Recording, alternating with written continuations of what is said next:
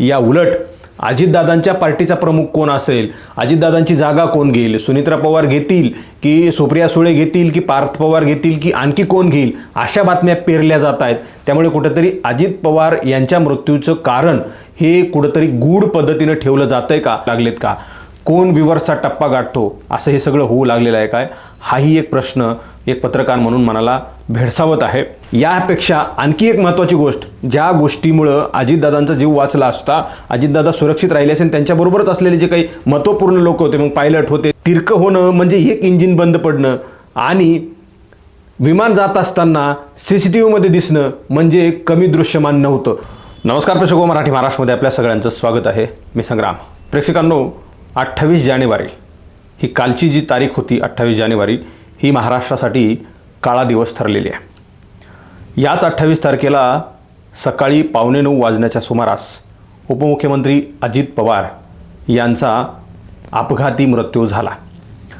अजित पवार 8 वाजता मुंबईवरून, म्हणजे 8:18 मुंबईवरून या VRS कंपनीच्या विमानामधून 8:18 बसतात, उड्डाण भरतात आणि जवळजवळ 8:45 ते बारामती विमानतळावर येतात. पहिला लँड करण्याचा म्हणजे उतरण्याचा, धावपट्टीवर उतरण्याचा पहिल्यांदा प्रयत्न होतो. तो प्रयत्न अयशस्वी ठरतो. त्यानंतर पायलट पुन्हा विमानवरती घेऊन जातो उंचीवर आणि पुन्हा एकदा धावपट्टीवर येण्याचा प्रयत्न करतो.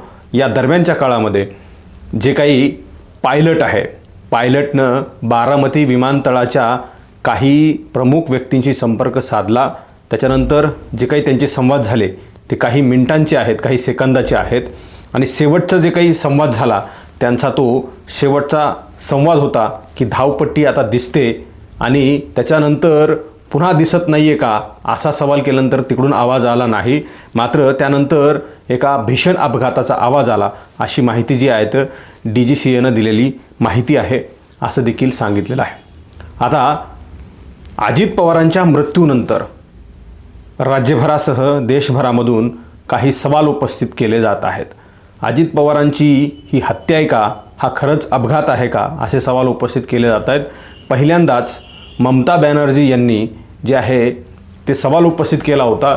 त्यांचं असं म्हणणं आहे की देशभरामध्ये सामान्य माणूस आणि पॉलिटिकल लीडर हे सुरक्षित नाहीत आणि म्हणून याची सुप्रीम कोर्टाच्या माध्यमातून चौकशी व्हावी, अशा प्रकारची मागणी ममता बॅनर्जी यांनी केलेली आहे.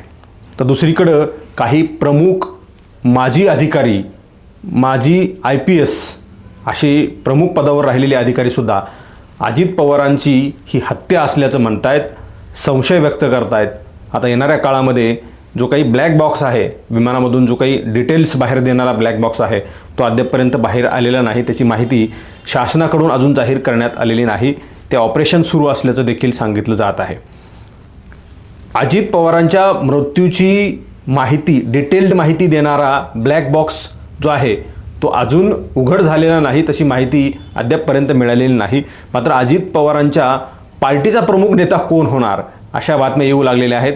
हे जरा खेदाचं वाटतं आणि बातमीदारी ही कुठेतरी व्ह्यूअर्सच्या मागे लागलेत का, बातमीदार हे व्ह्यूअर्सच्या मागे लागलेत का, चॅनलचे व्ह्यूअर्सच्या मागे लागलेत का, कोण व्ह्यूअर्सचा टप्पा गाठतो असं हे सगळं होऊ लागलेलं आहे काय, हाही एक प्रश्न एक पत्रकार म्हणून मनाला भेडसावत आहे. तर दुसरीकडं अजित पवारांच्या मृत्यूची काही कारणं आहेत, काही कमतरता आहेत, काही चुकीच्या गोष्टी घडल्या आहेत का, या सगळ्या गोष्टींचे प्रश्नचिन्ह उपस्थित केले जात आहेत आणि आपण या सगळ्या गोष्टींमध्ये मॅच करण्याचा प्रयत्न करतोय. सवाल काय उपस्थित केले आहेत, किती तथ्य आहेत, आपल्या माध्यमातून तुम्हालासुद्धा कॉमेंटच्या माध्यमातून तुम्हाला या सगळ्या गोष्टींबद्दल तुमचं मत मांडता येणार आहे. खरं तर या प्रक्रियेमध्ये असलेले लोक जेव्हा अधिकृत माहिती देतील की नेमकं असं असं घडलं आहे, म्हणजेच काय तर ब्लॅक बॉक्स जेव्हा सांगेल की या काळापासून या काळापर्यंत विमानामध्ये अशा प्रकारचा बिघाड झाला होता, पायलटकडून काही चुका झाल्या आहेत का, विमानाच्या इंजिनमध्ये काही बिघाड झालेला होता का, असे सवाल जेव्हा उपस्थित होतात तेव्हा ब्लॅक बॉक्स सांगेल की नेमकं काय घडलेलं आहे. मात्र काही 4-5 प्रमुख प्रश्न उपस्थित केले जात आहेत बारामती विमानतळ आणि अपघाताच्या संदर्भामध्ये. खरं तर अपघाताच्या बाबतीमध्ये जे सांगितलं गेलं ते म्हणजे लँड करत असताना पायलटला कमी दृश्यमान असल्यामुळं धावपट्टीवर उतरता आलं नाही. पहिला प्रयत्न केला तो अयशस्वी ठरला. विमान पुन्हा उंचावर नेऊन त्या ठिकाणी उतरवण्याचा दुसऱ्यांदा प्रयत्न केला, मात्र तो निष्फळ ठरला आणि अगदी धावपट्टीच्या बरोबरीनं म्हणजे उतरायच्या लँड करायच्या बरोबरीनं इकडं बाजूला विमान पडलं. हे जरा कुठेतरी संशय व्यक्त करणारा आहे. धावपट्टीवरच ते का पडलं नाही, किंवा मग धावपट्टी दिसत नव्हती तर मग दुसरीकडे कुठेतरी गेलं पाहिजे होतं, किंवा मग धावपट्टीच्या दूरपर्यंत गेलं पाहिजे होतं, असा सुद्धा सवाल उपस्थित केला जातो. काही लोक म्हणतात, असा अंदाजसुद्धा वर्तवला जात आहे की धावपट्टीच्या बाजूलाच का नाही. यापेक्षा आणखी एक प्रश्न उपस्थित केला जातोय की धावपट्टीवर पांढऱ्या रंगाच्या ज्या आहे ते पट्ट्या ज्या आहे ते ओढलेल्या नव्हत्या, त्यामुळे सुद्धा जे आहे ते पायलटला दिसलं नसेल. आणखी एक प्रश्न उपस्थित केला जातोय, धावपट्टीच्या बाजूला जे काही इंडिकेटर असतात किंवा मग विमानतळावर जे काही इंडिकेटर असतात जे दिशादर्शक ठरतील विमान चालवणाऱ्या पायलटला, या इंडिकेटरपासून या इंडिकेटरपर्यंत धावपट्टी आहे किंवा मग असं हे सगळं आहे आणि इथं आपल्याला उतरायचं आहे, अंदाज लावायचा आहे. म्हणजे काय की जेव्हा धावपट्टी दिसत नसते आणि काही सेकंदाचा जो काही अवधी उरलेला असतो तेव्हा मात्र पायलटनं त्याचं डोकं वापरलं जातं. पायलट त्याची बुद्धी वापरतो, त्याचा अंदाज लावतो आणि अंदाजानं धावपट्टीवर विमान उतरवतो. अशा काही गोष्टी ज्या आहेत त्या तज्ज्ञांकडून सांगितल्या गेलेल्या आहेत. अगदी तसाच हा प्रयत्न केलेला असावा म्हणून पायलटकडून एकदम धावपट्टीच्या बाजूला विमान उतरवण्याचा जो आहे तो प्रसंग त्याच्यावर ओढावला आणि तो प्रसंग जो आहे तो चुकीचा ठरला, निष्फळ ठरला आणि तोच त्यांच्यासाठी मृत्यूचं कारण ठरलंय का, असाही सवाल उपस्थित केला जातोय. तर दुसरीकडं पायलट जेव्हा उड्डाण भरतो किंवा विमान जेव्हा उड्डाण भरते तेव्हा विमानामध्ये फार बारकाईनं लक्ष केलं जातं. त्याच नाही आणि त्याहूनही विशेषतः एखादा VVIP, एखादा अजित पवारांच्या सारखा उपमुख्यमंत्री, एखादा VVIP फार महत्त्वपूर्ण माणूस जेव्हा त्यामधून प्रवास करणार असतो तेव्हा मात्र विमानाची फार बारकाईनं चौकशी केली जाते, केली गेली पाहिजे आणि याच विमानाची सुद्धा चौकशी केली गेली असावी असं वाटतं. मात्र चौकशी केली गेलेली असताना सुद्धा विमानामध्ये अपघात नेमका काय झाला हाही सवाल उपस्थित झाला आहे. दुसरीकडं सगळ्यात महत्त्वाची गोष्ट या ठिकाणी उपस्थित होते, नेटकरी सुद्धा उपस्थित करतायत की विमान जेव्हा लँड करत होतं तेव्हा बाजूच्याच दूर असलेल्या एका CCTVमध्ये कैद झालं. विमान सरळ जात असताना अचानक असं तिरकं झालं. नेमकं काय कारण होतं यावर दोन प्रश्न उपस्थित केले जात आहेत. तिरकं होणं म्हणजे एक इंजिन बंद पडणं आणि विमान जात असताना CCTVमध्ये दिसणं म्हणजे कमी दृश्यमान नव्हतं. असे सवाल जे आहेत ते उपस्थित केले जात आहेत. काही कयास लावले जात आहेत. या प्रश्नांची उत्तरं मिळणं गरजेचं आहे. याहीपेक्षा महत्त्वाची गोष्ट म्हणजे मला जी काही मिळालेली माहिती आहे, मला जी काही तज्ज्ञांकडून मिळालेली माहिती ती अशी आहे की विमान उड्डाण भरत असताना त्याची पहिल्यांदा चौकशी केली जाते, सगळी बाजू तपासून पाहिले जाते, सगळं चेक केलं जातं, नंतर उड्डाण भरलं जातं. त्याचबरोबर विमानामध्ये किती इंधन असावं, किती अंतरावर जायचं आहे या सगळ्या गोष्टींचं मापन केलं जातं.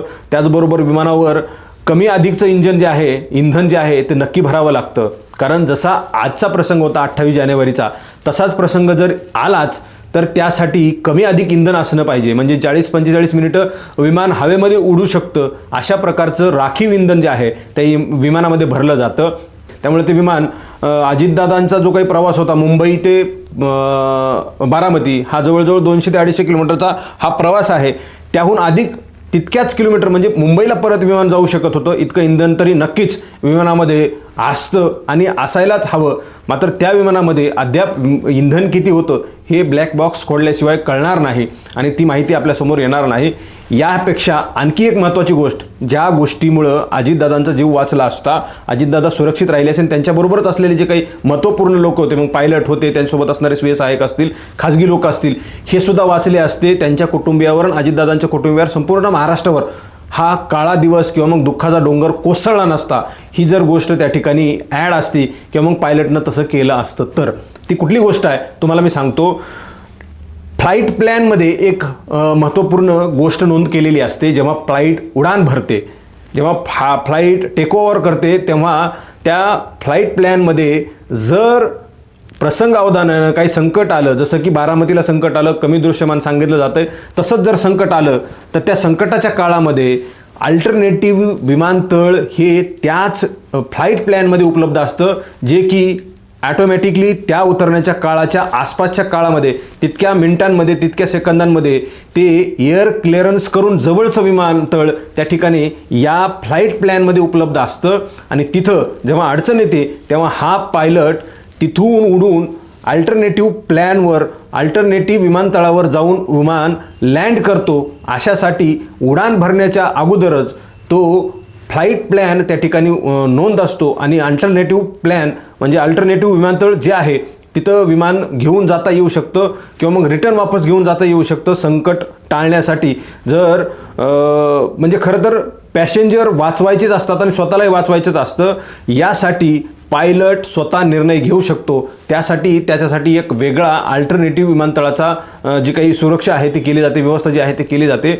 तशी व्यवस्था अजितदादांच्या फ्लाईट प्लॅनमध्ये उपस्थित होती का अशी सुद्धा माहिती उपलब्ध झालेली नाही आहे. शासनाने जी आहे ती बाहेर आणलेली नाही. त्यामुळे हे सगळं जे आहे ते अजित पवारांच्या अपघातामध्ये काही कारणीभूत आहेत का, ह्या सगळ्या गोष्टी महत्त्वपूर्ण कारणीभूत आहेत का. अजितदादा राज्याचे उपमुख्यमंत्री होते आणि फार कणखर नेतृत्व होतं. सामान्य लोकांपासून ते सर्वोच्च कार्यकर्त्यांपर्यंत तेच सत्ताधारी पक्षामधील सहकारी जे काही मंत्री असतील उपमुख्यमंत्री असतील या सगळ्यांना समान वागणूक देणारा अत्यंत निखळ स्पष्ट ट्रान्सपरंट माणूस असलेला यासारख्या माणसांची सुरक्षा ठेवणं त्या विमान कंपनीची सुद्धा जबाबदारी आहे आणि त्याचबरोबर शासनाची सुद्धा जबाबदारी आहे. विमान कंपनी नेमकी काय माहिती देते आहे, ब्लॅक बॉक्स नेमकी काय माहिती देतोय हे सुद्धा पाहिलं जाणार आहे. त्याचबरोबर काही बातम्या अशाही येत आहेत, राज्यातच नाही तर देशभरामध्ये अशा बातम्या येत आहेत की अजित पवार भारतीय जनता पार्टी सोडणार होते आणि राष्ट्रवादी शरद पवार आणि अजित पवार हे एकत्र येणार होते आणि पुढच्या काही घडामोडी घडणार होत्या म्हणून हा सगळा प्लॅन झालाय का असाही सवाल उपस्थित केला जातो. नेटकरी कालपासून सवाल उपस्थित करतायत, मात्र काहीही त्याच्यावर कुणाचा खुलासा आलेला नाही. या उलट अजितदादांच्या पार्टीचा प्रमुख कोण असेल, अजितदादांची जागा कोण घेईल, सुनित्रा पवार घेतील की सुप्रिया सुळे घेतील की पार्थ पवार घेतील की आणखी कोण घेईल अशा बातम्या पेरल्या जात आहेत. त्यामुळे कुठेतरी अजित पवार यांच्या मृत्यूचं कारण हे कुठेतरी गूढ पद्धतीनं ठेवलं जातंय का असाही सवाल उपस्थित झाला आहे. मित्रांनो, येणाऱ्या काळामध्ये या संदर्भामधल्या आणखी काही माहिती तुमच्यापर्यंत पोचता येत आहेत का, देता येत आहेत का यासाठीचे मराठी महाराष्ट्र प्रयत्न करत राहील.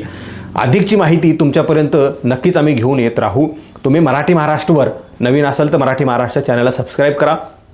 हा व्हिडिओ तुम्ही फेसबुकच्या प्लॅटफॉर्मवर पाहत असाल तर तिथंसुद्धा फेसबुकच्या पेजला फॉलो करा आणि तिथूनही व्हिडिओ शेअर करा.